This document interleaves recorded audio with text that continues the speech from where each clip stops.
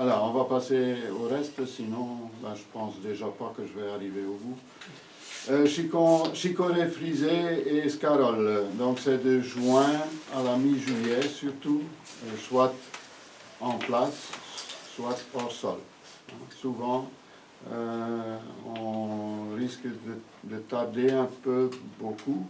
Et alors, bon, on peut encore en semer plus tard, mais ça, on va en revenir plus tard aussi. Et ça sera alors pour manger après l'hiver. Mais plutôt en serre ou un peu couvert aussi, en cas de gelée, tout ça. Mais ça, on reviendra là-dessus plus tard. Les pains de sucre aussi. Donc, les chicorées frisées, c'est de 19,000 au 22,000. Les pains de sucre, 23,090. Donc, encore une fois, c'est une période plus longue. C'est d'avril à août. Donc, on est en plein dans la période qu'on peut semer des pains de sucre.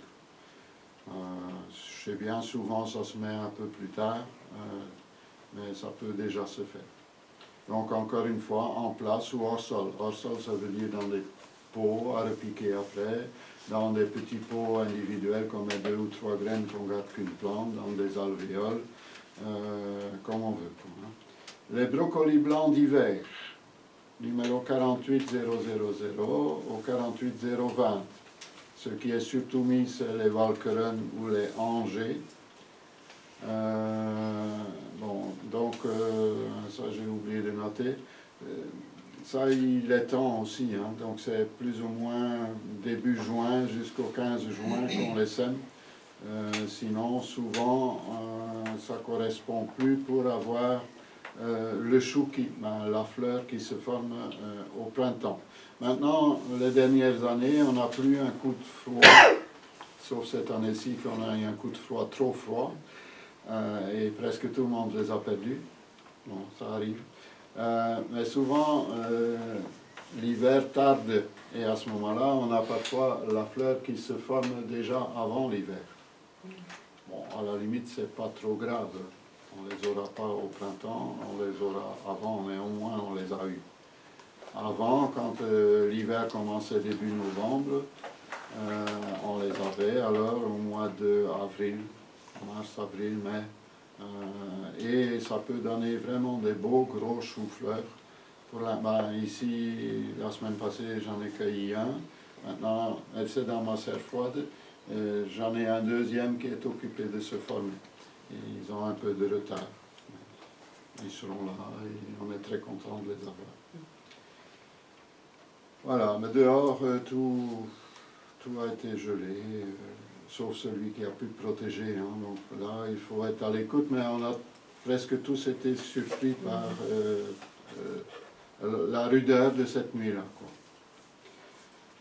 Betterave potagère, pour la conservation, pas pour la conversation, quoi qu'on peut en parler autant qu'on veut. Numéro 7 jusqu'à 7066. Semis en juin, en pleine terre ou bien aussi hors sol. Donc on peut aussi semer dans des alvéoles et repiquer alors. Disons que l'avantage, mais ça on a déjà dit, hein, des alvéoles et des pots, etc. La terre peut être occupée par autre chose. Dès qu'elle se libère, on sait alors repiquer ce qu'on a semé hors sol. C'est ça surtout le grand avantage. On a moins de herbes indésirées, on ne peut plus dire les herbes... Mauvaises herbes, indésirées, parce que toutes les herbes sont bonnes, pour l'une ou pour l'autre chose, mais elles nous emmerdent parfois. Voilà. Donc, ça c'est les grands avantages. On a un suivi au niveau de l'eau, on a un suivi au niveau des limaces un peu plus aussi, pour certaines choses. Donc, voilà. Le fenouil, entre le 15 juin et la fin juin, c'est le meilleur moment pour avoir les fenouils à tête. Ça gèle très difficilement, donc ça peut aussi rester en place. Ça, j'ai été étonné, je ne savais pas non plus. J'en avais pas cueilli, ça date il y a une paire d'années. J'en avais pas tout enlevé et ils sont restés intacts jusqu'au printemps. C'était impeccable. Alors, on a aussi les fenouils vivaces. ceux-là, ils vont pas faire leur bulbe là. Bon, c'est pas un bulbe, je sais plus comment ça s'appelle, mais c'est un renflement des feuilles en fait. Donc le fenouil vivace, lui, ne fait pas de bulbe. On va manger un petit peu le feuillage. Il y en a qui prennent aussi les graines comme condiment. Il va revenir d'année en année. Il va se ressemer si on le laisse en graines. Il va surtout attirer aussi surtout les cirfes. Les cirfes, ce sont comme des petites abeilles là, qui font du surplace. Et ils aiment bien les ombellifères. Ils adorent ça. Mais ils mangent aussi beaucoup de pucerons. Donc il faut essayer de respecter ces petites bébêtes-là. C'est pas une guêpe, il ne faut pas les taper dessus. C'est des choses très utiles dans le jardin. Donc le fenouil, ça vient quand même haut, hein, mais c'est très léger comme feuillage, on regarde en travers. Ça peut être mis dans le jardin d'ornement, entre les fleurs, entre les arbustes, etc. Ça dégage aussi une petite odeur, donc ça peut éventuellement aussi éloigner d'autres insectes pour d'autres plantes. Voilà, donc je trouve très intéressant parce que c'est très joli, ça revient chaque année. Bon, peut-être qu'après 5, 6, 7 ans, il faut une fois renouveler les pieds, hein, comme beaucoup de vivaces. Hein. Mais c'est, à mon avis, intéressant. Les choux de Chine aiment bien l'humidité et la chaleur, donc c'est le moment. Et ça va même très bien dans la serre froide, entre les tomates, parce qu'on garde quand même le sol humide. Et il fait bon, il fait chaud, donc ils vont bien aimer ça, et ça pousse relativement vite dans des conditions comme ça. Alors, on va passer aux salades aux laitues. Encore une fois, hors sol. Ben, l'autre aussi, on peut faire hors sol aussi. Hein, les fenouils, les repiquer par après, ça marche très bien. On peut faire en place. Les salades aussi. L'avantage des salades semées en place, souvent sont moins vite attaquées par les limaces. On ne sait pas trop pourquoi, peut-être parce que les racines vont plus profond que quand ils ont eu des transplantations plusieurs fois. Moi, en tout cas, je ne connais pas l'explication, le pourquoi. Donc, les laitues, c'est 87,00 au 100,025. Donc, pour l'instant, c'est les laitues d'été, les laitues à couper, les laitues de toute saison, les pommes spéciales. Mais dans la rubrique pommes spéciales, regardez, il y en a qui sont marqués, résistent très bien à la chaleur. Donc, c'est plutôt pour l'été, c'est plutôt ceux-là qu'il faut privilégier, et d'autres ont des autres avantages. Les bataves, il y a toute saison. Et ouais, donc regardez bien un petit peu les explications, s'ils sont rapides, etc. Et les laitues grasses à feuilles épaisses. Donc ça, c'est aussi quelque chose qui va assez bien quand il fait plus chaud. Il faut manger beaucoup de salades. Et des salades diverses, donc plusieurs variétés, parce que chaque variété a des autres composants donc, qui sont utiles pour notre santé. Un saladier doit être composé de, je vais exagérer en disant 36 sortes, mais c'est la façon de dire, quoi, hein. Le plus possible de choses, donc aussi bien plusieurs laitues, 3, 4, 5 différentes sortes. Et comment on ne va pas couper 3, 4, 5 laitues pour aller faire sa salade? Non, on va éplucher les feuilles du contour et on va aller dans la cuisine après pour les nettoyer. On peut rajouter, bien sûr, les fines herbes, les échalotes, le persil, les roquettes, les tomates, les poivrons, les cornichons, les courgettes, les carottes, les betteraves râpées, les choux-fleurs, le brocoli, donc cru, hein, tout ça. Brocoli âgé, fleurs de bourrache, fleurs de chou, ail des ours, capucine, pissenlit. Donc, quand je dis 36, il y a moyen d'arriver à 36. Et je suis sûr que vous n'allez pas faire 36 une fois. Mais bon... il y en aura pour tout le quartier, là. Hein. Oui, et je n'ai pas encore tout lu, hein, mais bon, il y en a encore. Donc, essayez de varier le plus possible, c'est ça qui va donner notre santé, hein, en fait. C'est ça. Une salade, bon, si on fait toujours la même préparation, ça a toujours le même goût, souvent. Et en ajoutant soit plus un condiment, enfin plusieurs condiments. Voilà, on peut mettre par exemple du fenouil, ben, ça sera un peu plus anisé. Voilà, et finalement on aura comme l'impression de chaque fois manger une salade différente. Donc les salades contiennent à peu près 92% d'eau. Tu vas dire, il ne reste plus grand-chose. Mais si, il y a des oméga 3 contre les maladies cardiovasculaires. Il y a des minéraux, du potasse, du magnésium, du calcium, du phosphore. Il y a des oligo-éléments, le fer, le zinc, le magnésium, le fluor, le nickel, et j'en passe. Elle apporte plus de vitamines que la carotte et que de la tomate, au même poids. Elle ouvre l'appétit, c'est tous des avantages. Elle aide à la digestion. Elle réduit la rétention d'eau. Elle apaise les inflammations du foie, des reins et de l'estomac. Elle aide à mieux dormir. Il y a des régions où on mange la salade le soir. Et ça aide effectivement à être plus apaisé et à dormir. C'est sûrement ce petit jus blanc là, quand on coupe la salade et qui contient quelque chose qui est fort favorable. Donc, manger des salades. Et n'oubliez pas les autres légumes. Parfois, ma femme, elle dit, bah oui, mais tu mets des haricots, tu mets ça, et on mange presque toujours des salades. Mais bon, les haricots cuits, froids, se mélangent dans la salade. Voilà. Tout comme les tomates. Comme les tomates, comme les carottes, comme les céleri raves et tout ce qui s'ensuit. Mais les radis, je n'ai même pas pensé à les marquer. Voilà, donc mélangez le plus possible de choses pour votre santé, pour votre goût aussi, ça va aider beaucoup. Alors, planter des haricots, c'est encore le moment, surtout les haricots nains, ceux à pêche y est temps. Il ne faut plus trop tarder parce qu'eux, ils ont besoin quand même beaucoup de temps. Ouais, jusqu'au 15 juin, possible, ça va encore. Ouais, jusqu'à fin juin, c'est encore possible. 15, Et au-delà, ça devient difficile. Les doliques, donc les haricots kilomètres, comme j'avais dit, là, les tapirs, on a de retour des graines. Il y en a ici, il y en a là. J'avais oublié, j'en avais mis avec les haricots et je croyais que c'était les seuls. J'en avais remis ici aussi parce que le numéro correspond plutôt ici que là-bas. Mais comme quand c'est ici, quand on achète des haricots, on ne se rend pas compte qu'il y a moyen de mettre des doliques. Un dolique, donc c'est comme, ça pousse comme un haricot, a besoin un petit peu plus de chaleur, donc bien exposé, soit même dans la serre froide. Ici, Michel vient d'en semer dans la serre froide.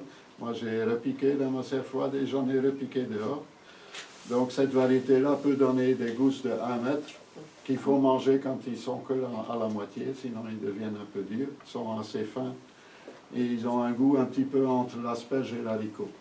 Donc c'est à essayer. Moi personnellement, c'est la première fois que j'essaye, Michel aussi. On a quelqu'un, un membre ici qui l'a déjà fait et qui a été très content. Donc c'est à essayer. Le tournesol. Même si ce n'est pas pour vous, si c'est pour les oiseaux, si c'est pour les coccinelles, si c'est pour les perce-oreilles, parce qu'ils sont toujours attirés sur les tournesols. Les mésanges, quand les graines seront mûres, vont venir les piquer, ils vont faire des acrobaties et se pendre à la fleur. C'est joli, il y en a de toutes sortes, il y en a des courtes, il y en a des 4 mètres de haut, il y en a des énormes, il y en a avec plusieurs fleurs, il y a un tas de variétés là-dedans. Donc à vous de choisir éventuellement. Donc ça peut se semer soit en pot, en godet, en alvéole, ou soit maintenant directement aussi dans le sol. Le maïs, donc c'est aussi le moment. Les radis d'été, les radis de toute saison, les radis d'hiver. Donc, ouais, je vais redonner un petit peu les numéros. Les haricots, c'est 74 jusqu'à 86,057. Les doliques, c'est de 68,080 parce qu'il existe d'autres variétés de doliques que ceux de 1 mètre. Il en existe qui sont plus courts. À 68,086,3. Donc le maïs, c'est 0,2.050 jusqu'à 104,085. Donc les radis, 146,010 à 147,095. Il faut écrire vite. Hein. C'est le moment de planter les poireaux. Souvent, avant, il y a beaucoup de gens qui pensent je vais planter mes poireaux après mes premières pommes de terre. Si c'est fin juin, c'est un peu tard, parce que sauf si c'est des poireaux qu'on a semés très tôt, mais bon, là, ils vont déjà être un peu trop gros à repiquer, ça devrait déjà être fait. Le poireau a besoin de plusieurs mois de culture pour avoir un beau poireau, donc il ne faut pas s'y prendre trop tard. Planter les tomates si ce n'est pas déjà fait, ça, dehors, bon, c'est encore faisable, à l'intérieur c'est faisable bien sûr. Les courges, on peut ressemer éventuellement des courgettes. Souvent en été, tout d'un coup ils attrapent le blanc, qu'on dit un genre de oïdium, les feuilles sont moches, etc. Mais ils reprennent. Mais il y a beaucoup de jardiniers qui n'aiment pas de voir que ça fait un peu moche. Alors ils arrachent tout. Et si vous les laissez, vous donnez peut-être un petit peu d'eau, ils vont régénérer, ils vont redonner des fruits. Et il y a des gens qui préfèrent alors en semer un peu plus tard, arracher les vieux pieds et mettre des nouveaux pieds. Ça c'est à vous de voir. Les courges, autrement, les potirons, ça commence à être tard. Il y a plus que temps. Voilà.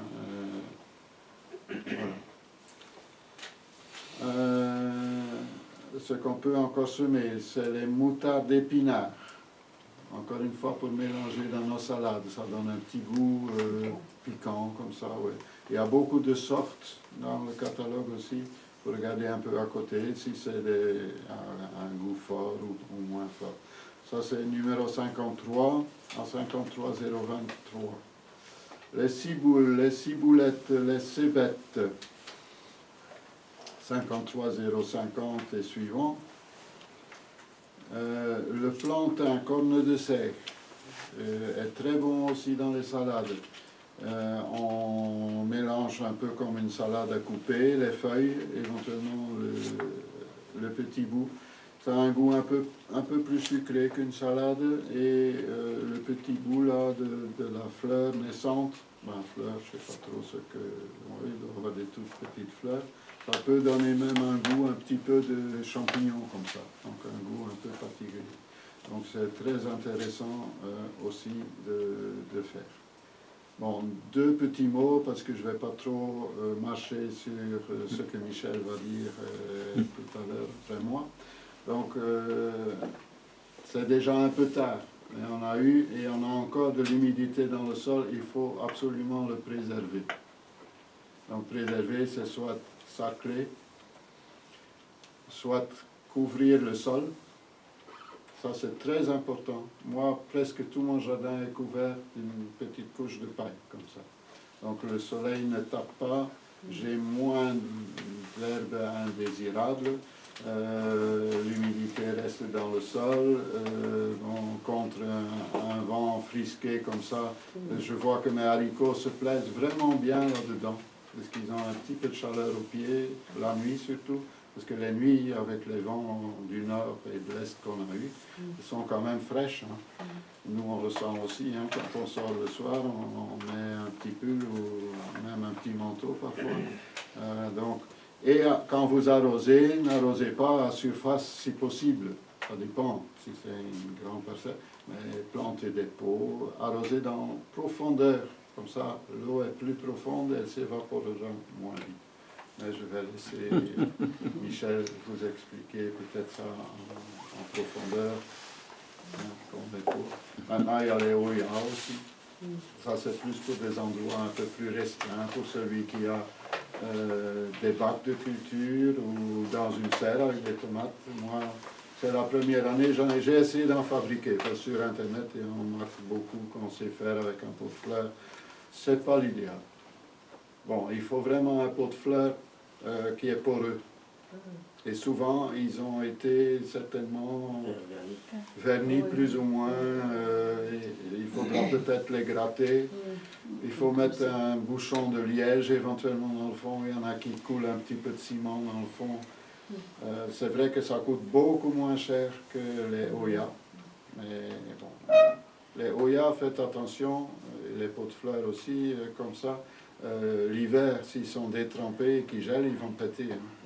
Donc il faut les sortir du sol, les laisser sécher, quitte à les laisser dans la serre froide pour passer l'hiver. Mais il faut pas... Ouais, ça s'écaille, ça, c'est comme feuilleté. Ça, ouais. Ça peut passer. Bon, souvent c'est maintenant 25 €. Moi j'en ai trouvé une grande surface ici, bien connue à la télé, pour 16-17 €. C'est des pots de 7 litres. Donc voilà. Mais comme je disais toujours, quand vous plantez les tomates, faire le trou, verser de l'eau qui va descendre, planter la tomate et ne plus trop arroser un petit peu au début, que les racines ils descendent. Et là, ils vont trouver l'humidité qu'il faut. Et une tomate n'a pas besoin de litres et de litres et de litres d'eau. Hein. Contrairement à ce que beaucoup de gens ont toujours dit. C'est Pascal Pote, je pense, là-bas dans le sud. Bon, lui est un peu encore plus fou que nous. Je dirais... Marginal. Marginal.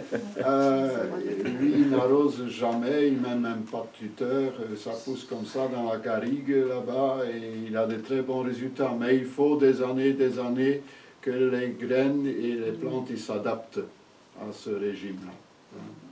Et c'est un autre climat aussi. Hein. Et c'est un autre climat, c'est une autre terre, etc. Et donc, il faut un petit peu forcer la plante à aller chercher ce qu'il lui faut plus bas. Et après, quand on voit qu'elle fane légèrement, qu'elle s'abaisse un petit peu, à ce moment-là, rehumidifier le sol, ça suffit. C'est pas nécessaire de faire 10 litres par pied toutes les semaines, comme on lit beaucoup dans les livres. En plus, vous allez avoir moins de goût. Plus d'eau et moins de goût dans la tomate. Donc, je ne suis pas pour le système, même de tuyaux percés, ou bien il faut alors régler l'ouverture que quand il faut. Quoi, hein. Il y a maintenant de plus en plus de gens qui mettent des trucs automatiques et qui mouillent tout le temps. Bon, là, il y a souvent les sels minéraux qui montent aussi, alors on attrape une pellicule verte qui peut devenir blanche quand elle est sèche et tout ça, et qui va un petit peu éviter que l'oxygène peut rentrer dans le sol. Il y a du pour et il y a du contre. Et tiens, la tomate, ça se vend au kilo, hein, donc si c'est de l'eau, qu'il y a plus d'eau dedans, bon, ça fait rien. C'est tout bénef. Hein. Et au prix que l'eau on paye maintenant. Mais une tomate qui a été moins irriguée, elle aura plus de goût. Souvent, ouais. Voilà, ben, je vais vous laisser. Parce que moi j'ai autre chose ici tout de suite après.